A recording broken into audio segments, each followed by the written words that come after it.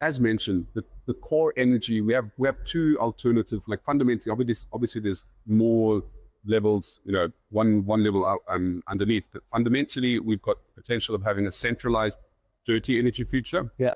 or a decentralized clean energy future because of the reasons mentioned. 11%, you avoid 11% loss of transmission, you can deploy faster and so on.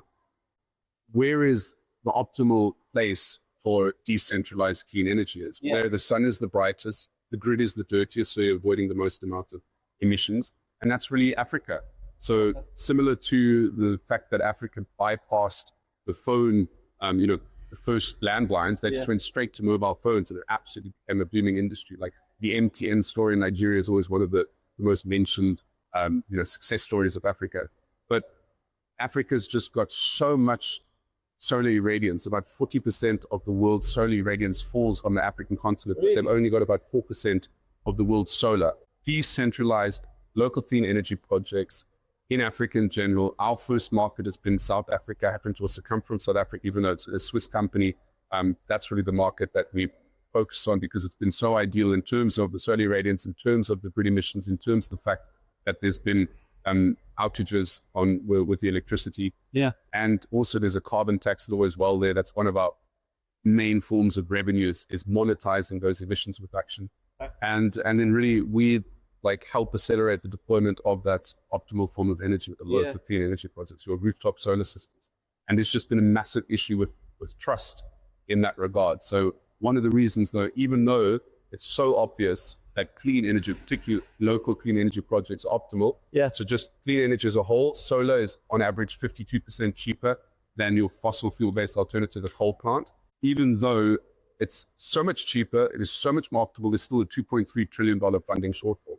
And one of the main reasons for that is the trust in the data of these projects. So is it because people are reluctant to change? Is it a mindset thing, or is it a generational thing, or is it they're happy with what they know? So, energy is called power, and there is a definite play on words there with power. So there is still $1 trillion of subsidies, indirect and directly, going towards the fossil fuel-based energy. Once you have that power, you don't necessarily want to let it go. Yeah. But otherwise, it's really, in particular with that optimal local form of energy. So you don't really necessarily know what's going on with your energy production. So many of our clients, solar developers, they've got thousands of small scale projects, but they don't know because there's various different inverters. So they don't have a single unified dashboard normally of knowing what's going on across their portfolio of assets. So there's that problem with the energy data.